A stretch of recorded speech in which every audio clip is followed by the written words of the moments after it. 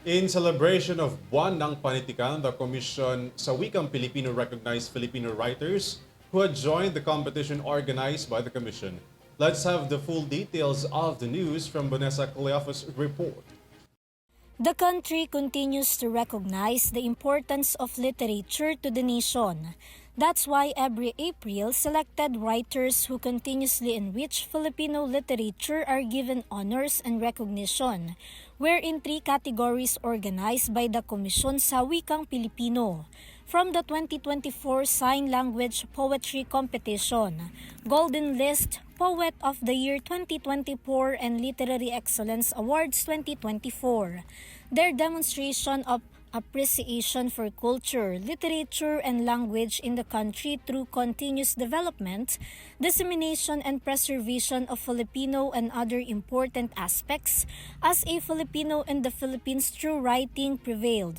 According to KWF Chairman Arthur P. Casanova, the month of literature is important and meaningful, likewise for the commissioners of KWF. Ngayong gabi, ako po ay nananalig na magiging makahulugan, makabuluhan, at makasaysayan ang ating pagtitipon-tipon at pagdiriwang. Tunay pong napakamahalaga at makahulugan ang gabing ito.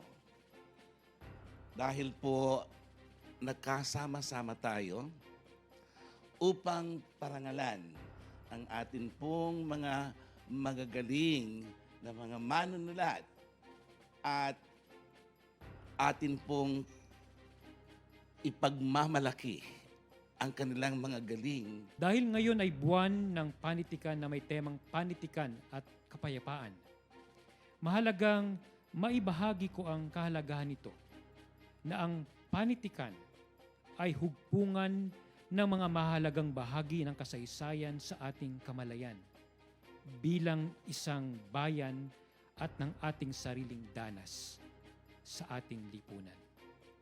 Ito ang salamin ng ating mga sarili at kumakatawan sa ating silbi at tambag sa kasaysayan. According to the Director General of KWF, recognition is given to individuals and institutions who have made significant contributions to the enriching literature in the country. Ang dangal ng panitikan ay ang pagkilala sa mataas at mahusay na ambag sa panitikan. Ito ay iginagawad sa mga institusyon na nakapag-ambag sa pagpapayaman ng panitikan ng bansa at o manunulat at alagad ng sining na nakalikha ng mga akdang nag-iwan ng bakas o humahawi ng landas sa larangan ng pagsusulat. Meanwhile, the month of literature is celebrated every April, declared in 2015 through Proclamation 968.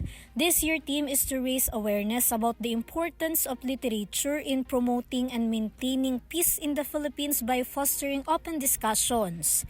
This celebration is significant for the country to continue the principles initiated by our ancestors that will be inherited by future generations. The National Commission for Culture and the Arts and various government agencies will collaborate with the KWF in conducting their programs. This is Vanessa Cleophas for EuroTV News.